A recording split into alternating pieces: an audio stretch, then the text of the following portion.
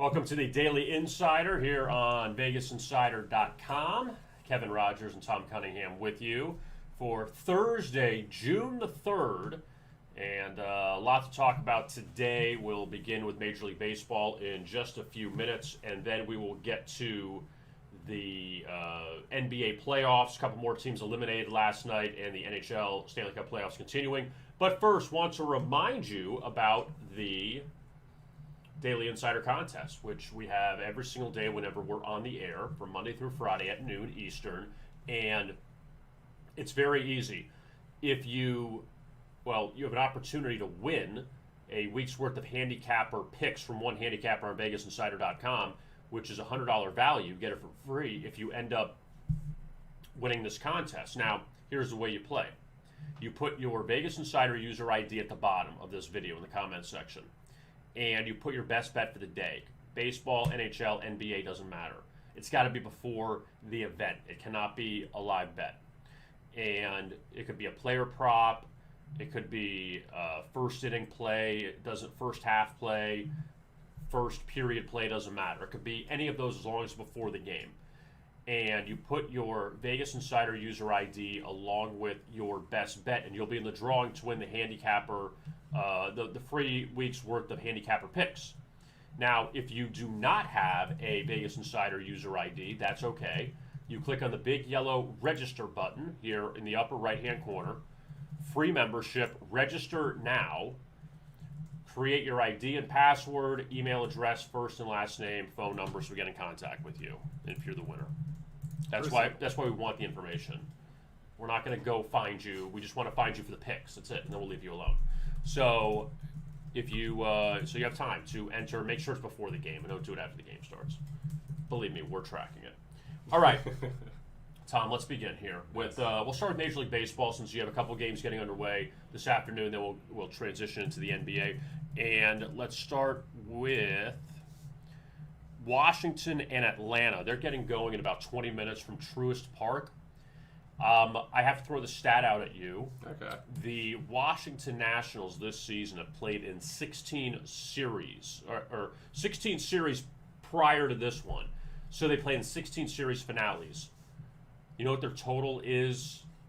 Their total record is in the 16 series finales from an over-under perspective. Lay it on me. 14-1-1. Wow. To the under. I went one direction. 14-1-1 to the under. So out of 16 series finales, the Nationals have hit the under in 14 of them. Yeah. And they have a 10 total, 9.5, 10 total today at Atlanta. Patrick Corbin and Tucker Davidson on the mound. And last night you actually had somewhat of a pitcher's duel between the Nationals and the Braves. After a couple nights ago, the Nationals outlasted the Braves in a high-scoring game, and last night 5-3 on a 10 total. So we'll see what these teams do today. But for some reason, Washington can't really score in those series finales. So now we'll see what they do today with this very high total in the game starting in about 15 minutes. Yeah, and the run total has gone under in 4 or 5 meetings between Washington and Atlanta. You're looking at run totals at 9.5, 8.5, 9, and 9. So this, I think, falls parallel with those games as well. In terms of a winner, I would be wary of Washington today. I have no conviction on betting on either of these teams to win. But Washington, they've lost 6 straight divisional games during the daytime after winning on the road the game prior. Player prop betting, Juan Soto has hit a home run in 2 straight games. He could go yard for plus 280, and Acuna has hit a home run in 4 of 6 home games. So look at those 2 players. The Marlins and Pirates begin a 4-game series at PNC Park, and the Marlins coming off a heartbreaking loss to Toronto yesterday in Buffalo, and those are the first few games that the Blue Jays played in Dunedin, down in the central part of Florida for the first few months. Now they've moved back to Buffalo, so they're a little closer to Toronto. But the Marlins in that game, they were up, in fact, 5-1. Toronto scored a run in the 7th, then got 3 in the 9th to beat the Marlins, which is just mind-boggling. And this Marlins team all of a sudden now has lost 5 in a row. They were playing all right for a while, but they've totally fallen apart of late. Now they begin a 4-game series with Pittsburgh before they have a makeup game with Boston coming up early next week. But the Marlins, though, still not decided on a starter. Even though we see up there Hernandez could be the starter, it's gonna be a bullpen by committee situation. Tyler Anderson goes for Pittsburgh. He's been a bit up and down for the Pirates so far this year. The run totals, there's two markets that stand out here. One is the first inning run total, which has gone under half a run in 11 straight road games for the Marlins. So if that trend holds true, we'll have a scoreless first inning in this game, which is kind of cheap at -105. And then also the run total has failed to go under in 4 straight games played between both teams. You're talking about 3 overs and 1 push. So you could get the run total to go over 8 at -114. Also keep in mind that Miami, typically they've gone over when taking on NL Central teams. So I do think that there is some conviction, maybe not necessarily a run being scored in the first inning, but the run total going over for this game. We've seen, Tom, a lot of teams this season have major losing streaks, whether it's overall or on the road. We saw that with the Rockies. They've been terrible on the road. And Baltimore had a long losing streak, and they've won a couple in a row. But the Arizona Diamondbacks, they've won 2 of their last 4, which is really nothing significant. They've lost 13 straight road games. Yeah. The last time they won on the road was the Madison Bumgarner no-hitter. It wasn't a no-hitter, whatever. It wasn't 9 innings. That was the last time they won on the road. Yeah. And it's been a while for them. Their offense has actually been all right of late. They lost a high-scoring game to the Mets yesterday. Now they go to Milwaukee to face the Brewers, and I think there's some value in the Diamondbacks tonight. They are a heavy dog against Brett Anderson. I wouldn't suggest taking Arizona in this series against Brandon Woodruff or against Corbin Burns, but against a guy like Brett Anderson, I don't care who's pitching for Arizona. I think you got to take a shot with the Diamondbacks tonight. Yeah, that's fine. They won their last meeting against the Brewers as well. I look at the run total. It's gone under in 3 straight games played between both teams. And there is plus value there because over 9 is getting -120. So going under 9, there is some value there. Also, the first inning going under half a run is +112. And that market has hit in 5 straight Thursday night games for Milwaukee. So I do think that maybe playing against, like you're saying, playing against the Brewers, odds go with the value, which is Arizona. I think that can be true for the run total in this game as well. Cincinnati plays at St. Louis, and the Reds have been off for a few days because yesterday's game was postponed against the Phillies due to bad weather. But Cincinnati was destroyed by Philadelphia the last time they took the field, so the Reds will look to get back on track. The last time the Reds played the Cardinals at Busch Stadium back in late April, they got swept by St. Louis. And in all those games, the Cardinals were a short favorite. Now they're a bit of a heavy favorite with a guy who I really don't trust as a favorite of this size, Adam Wainwright, who has had a very good career with the Cardinals, but I just don't like him at this size of a favorite. And also with Wainwright, he was racked by the Reds earlier this season in the first series. Vladimir Gutierrez makes his 2nd career start. He's from Cuba. He's actually he actually pitched very well in his debut against the Cubs in a 1-0 loss his last time out. And with the struggles of Luis Castillo, Sonny Gray got knocked around a few nights ago. I mean, the Reds are just, I'm not saying they're throwing anybody out there, but trying new things a little bit. And Cincinnati, look, they've been very inconsistent since a really good start to the season. But here's the point with St. Louis, Tom. They're coming back from a 10-game road trip in which they just lost at L.A. They gave up 11 runs in the first inning last night to the Dodgers. Yeah. This is a really tough spot as far as travel goes for St. Louis coming back home. I don't trust either of these teams in this spot, quite frankly. This might be a sit, wait, and let it marinate before I bet this series moving forward for the weekend or however many games they're going to be playing. Because, look, I don't, kind of what you said, St. Louis is coming back off of a long road trip. I don't know if they're going to be ready to go against a team that is, they're playing with a chip on their shoulder this year, Cincinnati. And you look at some head-to-head matchups. St. Louis has won 3 straight games against Cincinnati, and they've also won 6 straight divisional games when facing a team with a losing record. So they seem to beat up on the bad teams in their own division. But kind of what you're saying, a long road trip, now going back home against a team that can hit.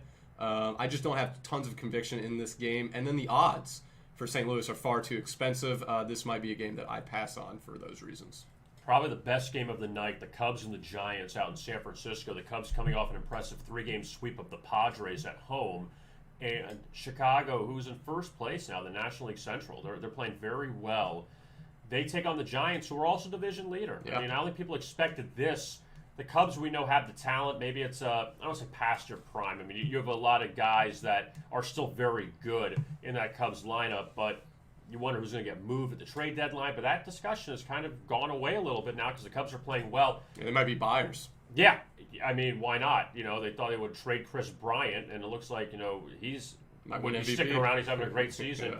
But the Cubs now go to San Francisco to take on the Giants, who have definitely been one of the biggest overachievers this year. Anthony DeSclafani, who was picked up from the Cincinnati Reds, he's had a very good year. The Giants actually picked up two, I don't want to call them journeymen, but two guys that never really found a home in Major League Baseball, and Kevin Gausman and DeSclafani, and both of them are having career years with the Giants. And Zach Davies goes for Chicago. His road numbers aren't great, but you see this number moving up. I think the Giants are worth a look here.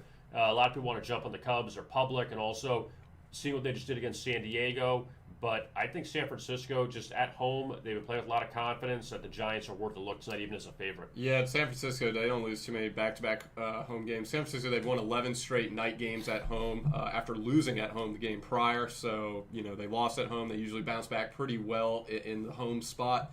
And then if you do fancy the Cubs in any way, shape, or form, I would consider possibly the 3-inning line instead of a game. The Giants have trailed after 3 innings in 5 straight home games. So I'd look into those markets. Also, keep in mind the run total has gone under in 3 of the last 4 meetings between both teams. The Mets and the Padres, they meet up. So San Diego back at home, and the Mets still remain out west after their series with Arizona. And you wonder how the Padres are going to respond here. After they just got swept, Fernando Tatis sat out yesterday's game, and not sure if he's going to play tonight. Yu Darvish goes for the Padres. He's pitched well. Taijuan Walker's pitched well for the Mets, too. And now New York, the one thing about them, Tom, is they're getting healthier. Pete Alonso's back. Francisco Lindor has improved. His batting average is still around 200 or so. But he's actually hit the ball better of late. So that's good news for the Mets. And again, do you have confidence in laying 180 with a team that just got swept on the road? Well, I don't for the reason of who they're playing, the Mets. And we've talked about this earlier in the year when New York was injured, but they were still not only competitive, but competitive within the division in terms of the standings. And I remember sitting here saying, as soon as the Mets get healthy, they might just take off in that division. You have the Braves underachieving. Washington's not that good. Philly, we don't even need to get into them. With Bryce Harper making all that money, not doing much. So, I like the Mets in terms of the future. For this game particularly, I'm not betting San Diego because they're expensive. However, they have won 10 straight home games, and the Padres typically do see the home team win more times than not. I don't have the exact numbers in front of me, but it's something along the lines of 11 of 15 games they've seen the home team win. So, this might be a game I do stay away from, but if you do like the Mets and you like their value, go for it. I do expect San Diego to win, but I'm not paying that much money for a game which I feel is a coin flip. The run total has gone under in 3 of 4 between both teams, so maybe look in that regard instead. In the American League, the Rays and Yankees, they close out their series at Yankee Stadium today, and Garrett Cole, a heavy favorite, laying 200 against Tampa Bay. I'm not touching that. But when you look at what Garrett Cole has done so far this season, and the Yankees lost his last start. He didn't lose. The Yankees lost next innings at Detroit. He was laying 280, gave up a run in 6 innings, but they lost 3-2.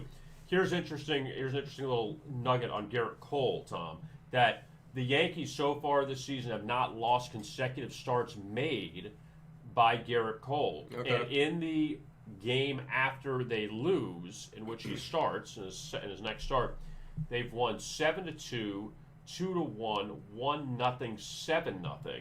So you see a lot of unders, but also the one thing that's a little scary is you don't want to lay the run line because in some of those games they're winning by 1 run. So right. I don't know, maybe you lean towards the under in that one, but I mean Cole's pitched extremely well against Tampa Bay in his tenure with the Yankees, and we saw that last year in the playoffs.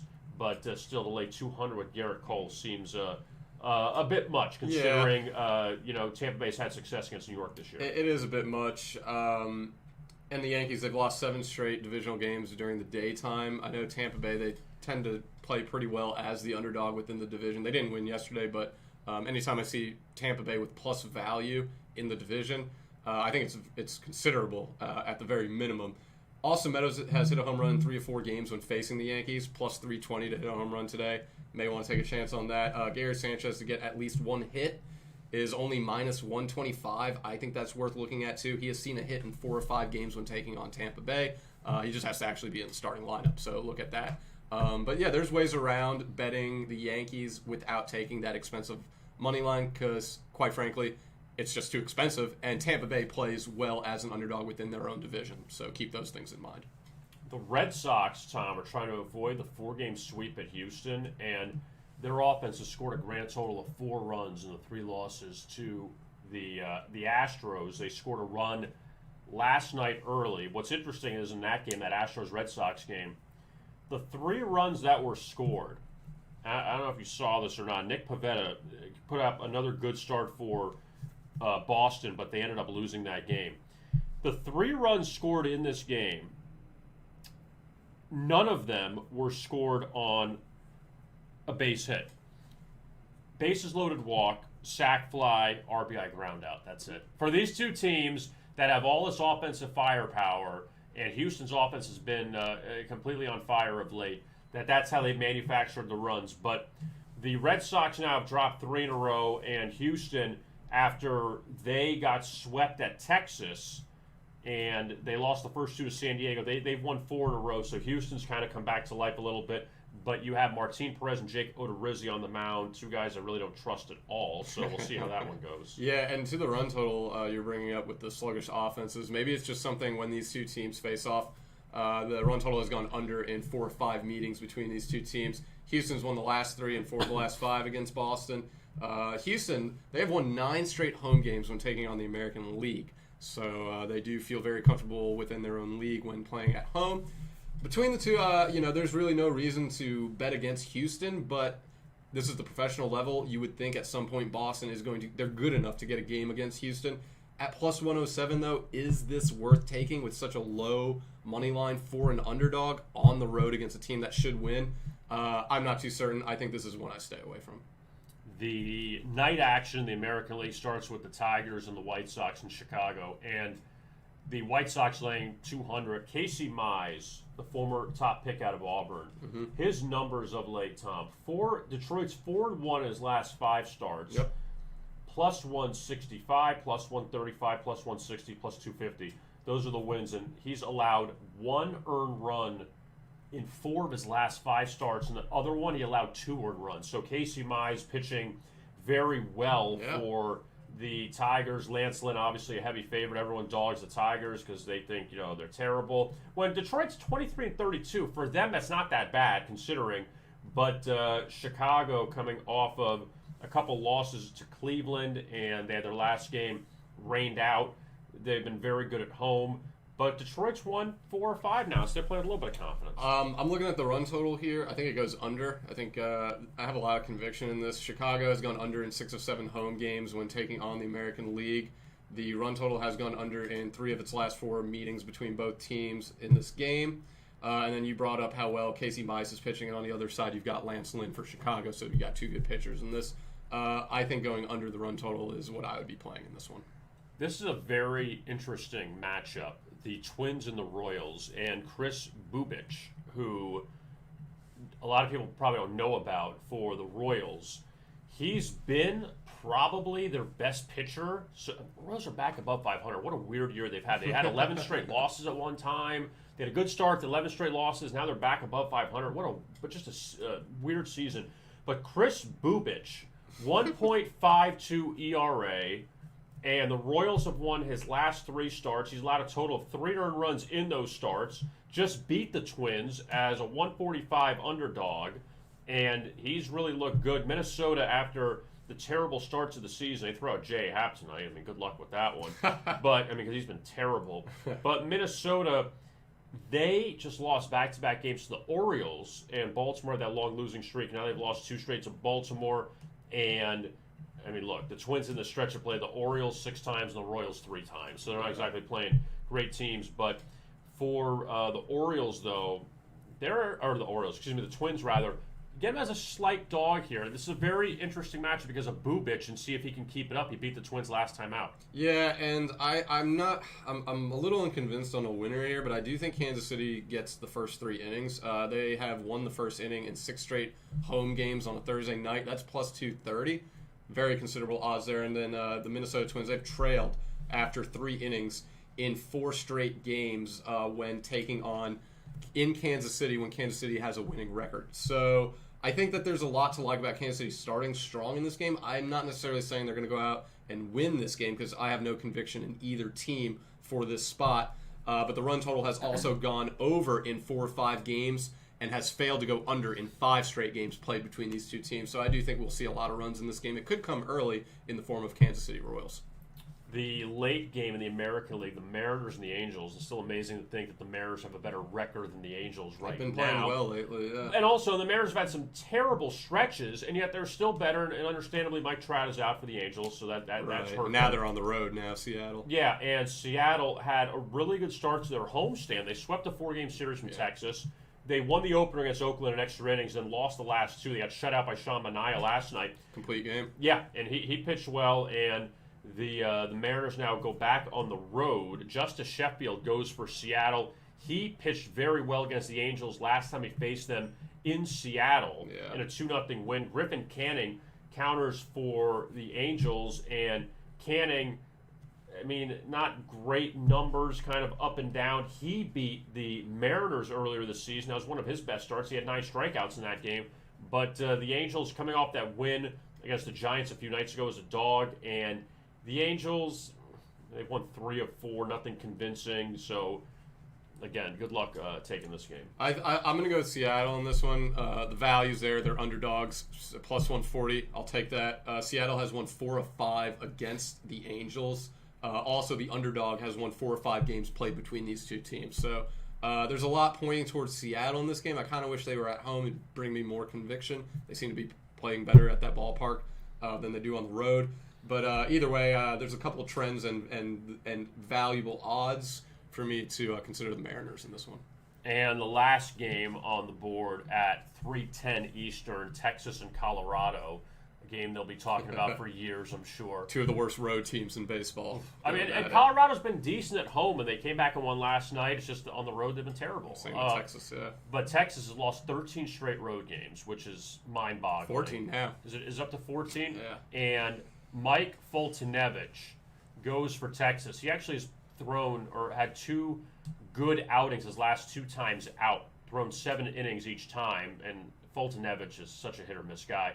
Yeah. Austin Gomber, he 2 starts ago, the Mets dominated them on the road and then lost to the Pirates his last time out.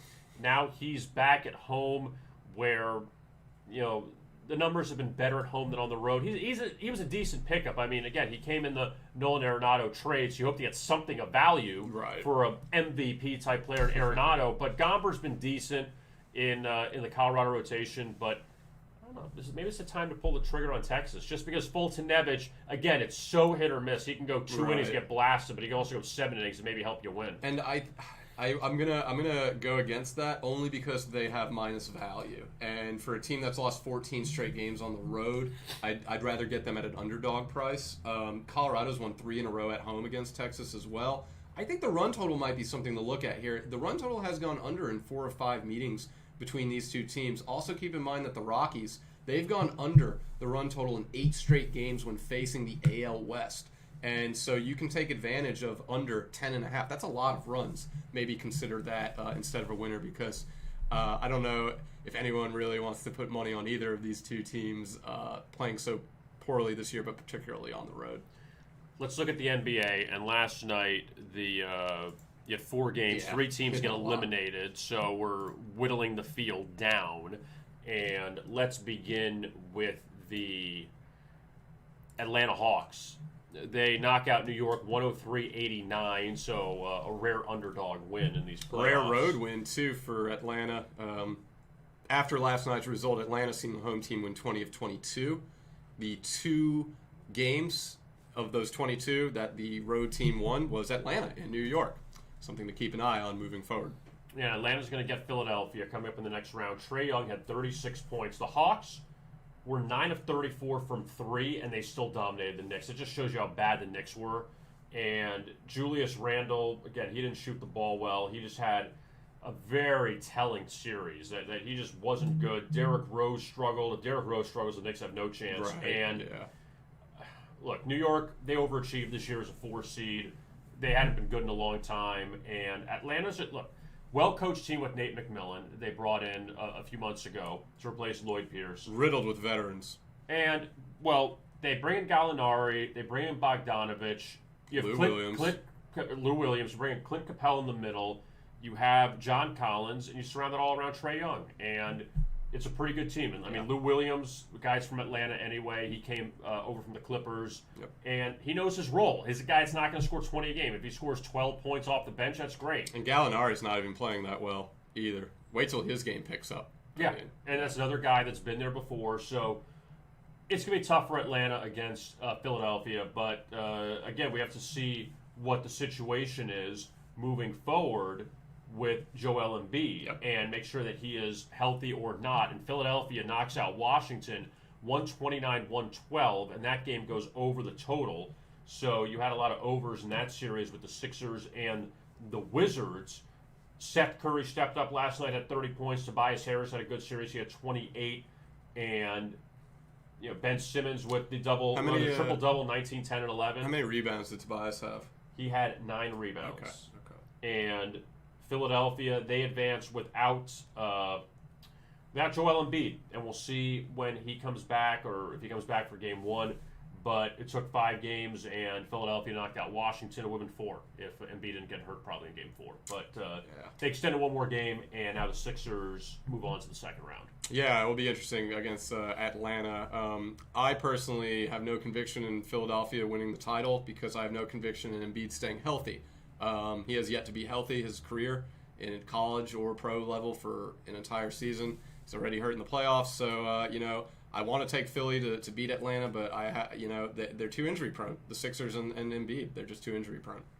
The third team that advanced last night, the Utah Jazz, the number 1 seed in the West, 47 points in the first quarter. Yeah, that was over after that. Absolutely dominated the Memphis Grizzlies, and they did have Donovan Mitchell in Game 1, and they had him the last 4 games. They won all 4 of them. Yeah. And look, Memphis has young talent. You can't just. They have John Morant. They have Dylan Brooks. They have Jaren Jackson.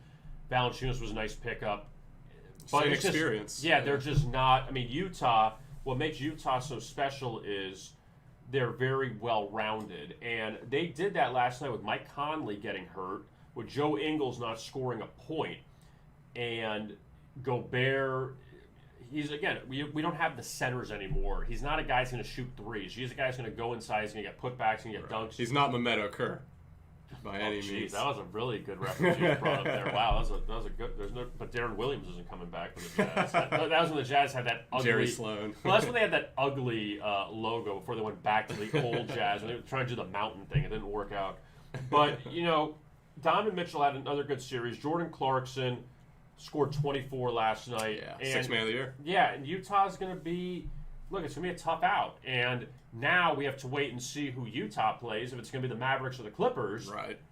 You thought it would be, I wasn't sold on Dallas after 2 games, but after the Clippers won 2 in Dallas, you thought, okay, now the Clippers got it back straight, they're fine. They lose Game 5 at Staples Center, so the Clippers are 0-3 at home in the series. Luka blows up last night. He's got 42 points. And home court disadvantage in this series. Luka took 37 shots last night. 37 he needs shots. To. They're not going to win if he doesn't. 42, and you know what? They had 2 players in double figures, him and Tim Hardaway Jr. Yeah, that makes sense. Porzingis didn't. They just don't have, So the listeners might like this. And again, a reminder, if you have any questions about anything, Kevin and I will answer them. Just throw them in the live chat, and we'll try to answer them as we can. But you guys might like this. So I took a Paul George parlay last night. I parlayed Paul George over 3.5 3-pointers and over 4.5 assists. And I don't know if anyone here watched the game or not, but he had his first 3 buckets were all 3-pointers. He finished the game with just 3 3-pointers. And so the second half of the game, the reason I kind of bring this up too is because there seems to be a closeout issue with Paul George and the Clippers. And seeing his stat line at the end of the game, 3 for 7 beyond the arc, what that tells me is he took a lot of threes second half of the game, and he missed a lot of threes in the second half of the game. He is going to have to make those if LA wants to survive. It can't be a Kawhi takeover show. It can't even be a hope Luka Doncic doesn't show up sort of idea. if the Clippers want to get past the Dallas Mavericks, they're going to need Paul George to be a closeout player, which I'm just not sure he is at this moment. Kawhi was 1 of 7 from three-point range last night. Yeah, and he didn't play well either. So yeah, that's Rajon Rondo 0 for 6 from the floor. yeah. The Clippers, it's not going to be easy now. I mean, they do go to Dallas, and that's kind of – I did like Dallas last night because they were so To bad. cover, right? Well, yes, to cover. I'm not saying outright win. I'll be fair to say a cover. Because they were so bad in Game 4 that they had played well in 1 and 2 at Staples. And I'm thinking the best thing that happened was going on the road. Right. Get out of town, go back on the road where you played well. I wonder now if it's the same thing with the Clippers going to Dallas. Exactly. That now you're like, okay, we've already won 2 games there. We have confidence we can win there. We played our best 2 games of the series there. So that's going to be very curious. That game stayed under. So I will say, watching the series, though, I'm taking Utah over either of these teams. They just seem far superior than Dallas or the Clippers at this moment. So you could have, when it's all said and done, the 4 in the West could be Utah, Dallas, Phoenix and Denver. I'm fine with that. No issues. Which it will be fun series, but you lose the Lakers, you lose the Clippers, you lose the Blazers with Lillard, and yeah, I mean, look, there's a lot of good teams there. I mean, shoot, if Golden State would have beat Memphis, maybe they could have played Utah. I don't know if they would have beaten Utah. Maybe it would have been a better series, but could have Steph still alive. But anyway, so you have the Suns and Lakers is the first game on the board, even though it's the second game time-wise at 10:35. We'll start with that one. Okay. And every game except for one has gone under that Suns-Lakers series, except for Game 2, where Game 2 you had the crazy final minute to get it to a push or an over, depending on what the closing number was. Now the Lakers, without presumably Anthony Davis tonight, I don't think LeBron can do it, that he can carry this team because they have nobody that can score. Dennis Schroeder didn't score in Game 5. Caldwell Pope didn't score in Game 5. Yeah. Kyle Kuzma was better, but he'd been terrible in the series. And with the way that the Suns are getting, I mean, Devin Booker shined in game number 5, but Chris Paul continues to play well. Ayton's had a really good series. It's just hard to think that the Lakers are going to win, even though they have LeBron, but LeBron needs that second guy with him. And if Anthony Davis can't play, I don't know who's going to step up for them. Yeah, and I think we saw what happened last game. The Lakers are completely – they have no game plan when Davis is out. I believe Steven Jackson had brought it up. Where was Montrezl Harrell? He only played 10 minutes in that game, and you were pretty much relying on Gasol and Andre Drummond to be your big men throughout that entire game. It was over at halftime pretty much. So I think this is honestly, I'm looking at the coaching staff here. You need to be prepared for this situation, and it's not like the Lakers got caught off guard. Anthony Davis has been out all season. He's been hurt before, but it seems like the Lakers didn't know they didn't have a conviction in their game plan when Davis was out in that last game against Phoenix. I expect if Davis doesn't play, I think it's a wrap. And Dennis Schroeder's not going to go scoreless again. He scored 0 points on 9 shot attempts in the game against Phoenix in which they were blown out. That won't happen again. But I'm going to tell you right now, Phoenix is legit, and they're scary, and they're hungry. And Chris Paul is not hurt. I mean, he's hurt, but he's not hurt enough to where he can't play like Anthony Davis can't play. So Phoenix has the edge in my mind. The conviction for me, though, lies with the point total going under. It has failed to go over in 5 straight meetings played between both Phoenix and the Los Angeles Lakers, and of 4 of those 5 games it's gone under, 1 was a push. Also, the Lakers have gone under in 6 of 7 games themselves, so I think going under the point total here would be wise if you're betting. Yeah, we've seen some low-scoring quarters from the Lakers in this series. There's a 16-12 second quarter a few games ago at Staples Center, and Devin Booker hasn't really shot the ball well in the 2 games at Staples, so I do like the under more than I like the side, so yeah. We'll see how that one turns out. The first game, it's a 5 o'clock local time tip-off in Portland, and really, wake up, Portland! Yeah, you got nothing.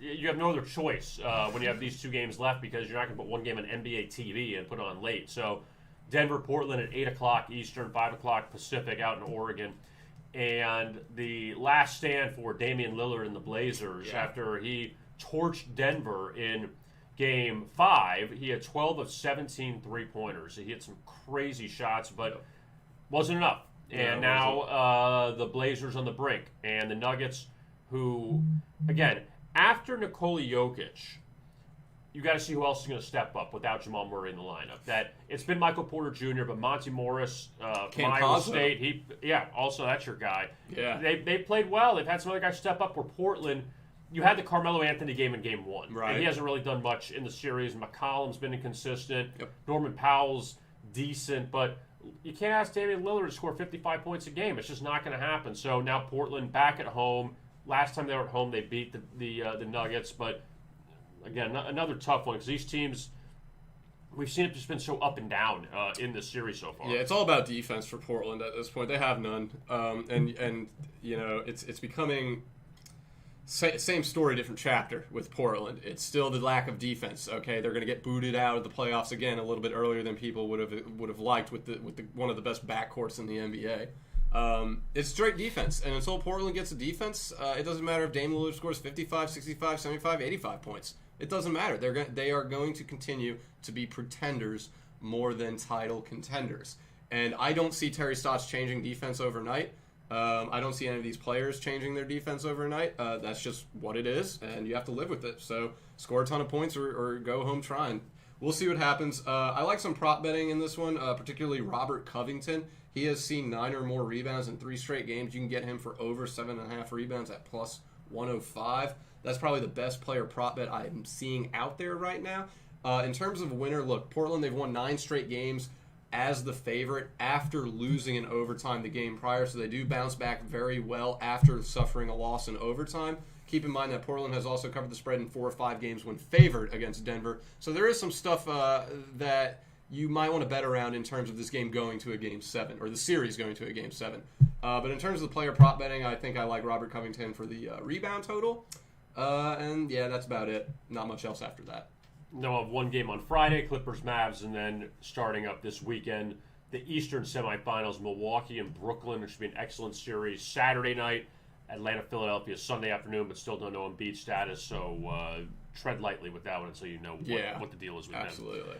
In the NHL, we had a couple games last night, and the Montreal Canadiens, just an amazing job by them, in which they came back from 3-1 down to beat Toronto, knocked out the Maple Leafs. They jump out to a 3-1 lead over Winnipeg last night. They hold on 5-3 to beat the Jets.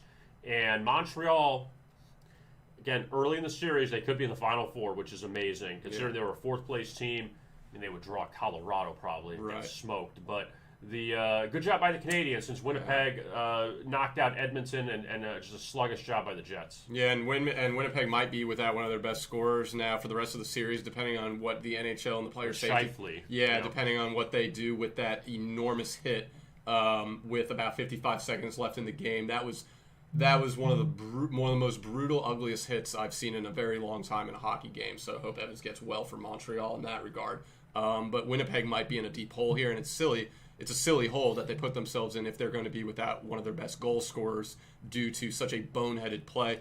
We'll see what the player safety committee hands down, but that very well could impact the rest of the series moving forward.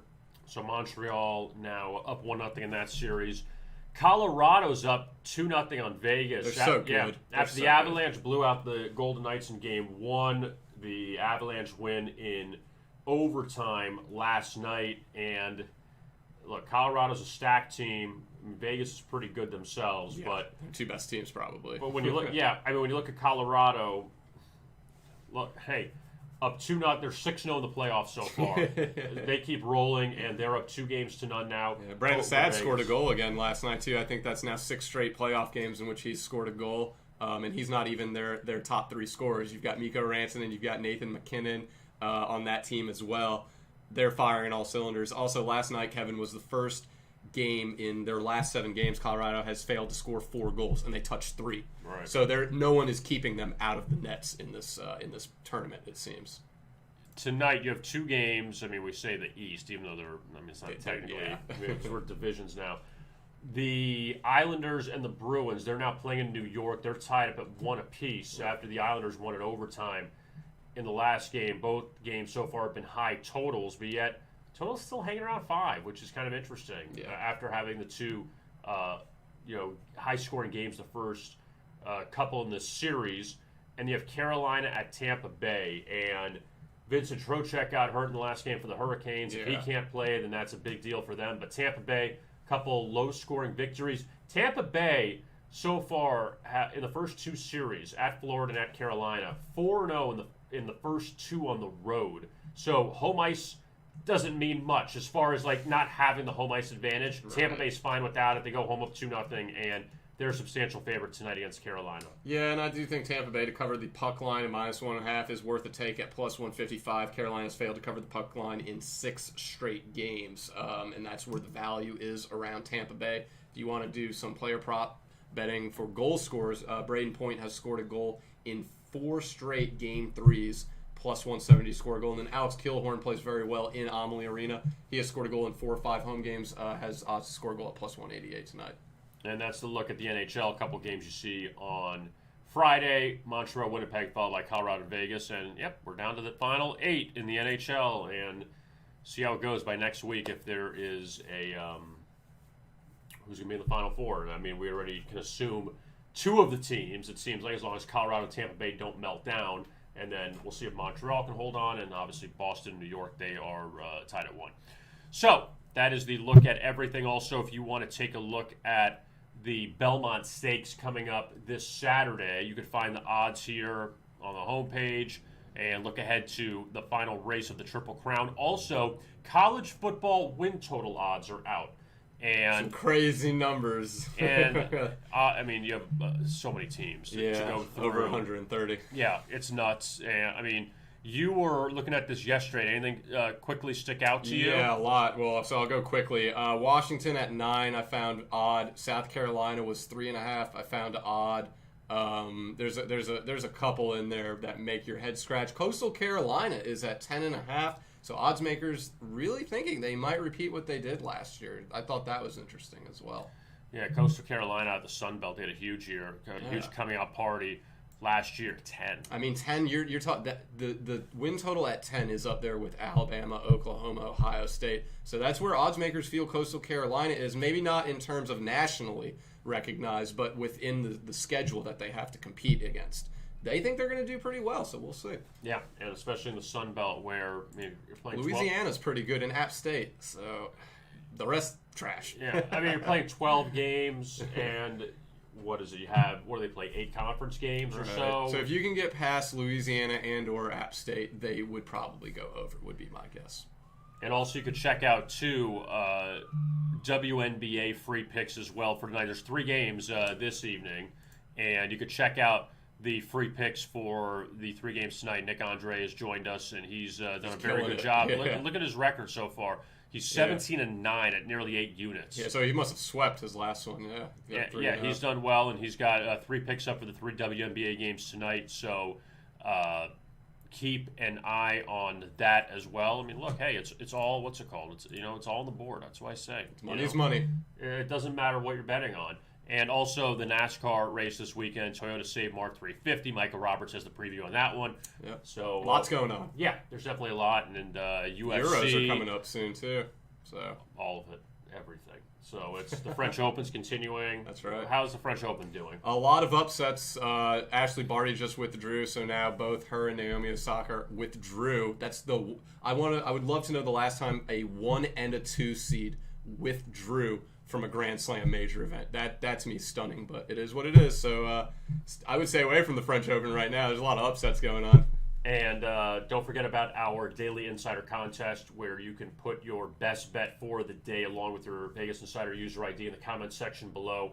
And just make sure you do it before the game, and it's not a live bet. And you'll be in the drawing if you win for a week's worth of handicapper picks from one handicapper at VegasInsider.com. And you can always purchase picks from our handicappers, NBA, NHL, Major League Baseball. Go to the buy picks portion of these arenas, and as you see here, obviously NBA only 2 games tonight, so not a lot of selections necessarily. But we'll look at baseball where there's some more games to take a look at, and $29.95 for any handicapper picks, as well as the guaranteed picks at $39.95 as well. That's only one selection, but it's the best selection of the day for these handicappers, and pay after it wins. If it loses, you pay nothing. if it wins and you pay the $39.95, but also we're a winner today. So you could find those picks under the buy picks section. And just back to the Daily Insider contest. If you do not have a Vegas Insider user ID, you go to the big yellow register button in the upper right-hand corner and hit register, free membership, register now. Free. Yep, it's free. You don't have to pay anything for it. User ID, password, you create it. Email address, we get in touch with you. First name, last name, phone number, and you'll be in the drawing. Not if you put your ID and password in, but if you have to have a best bet as well. But at least this is the way to contact you. That's why we want that information. And our marketing team will get in touch with you, assuming you are the winner. So that's it. So we'll be back with you tomorrow for the Friday edition of the Daily Insider here on VegasInsider.com.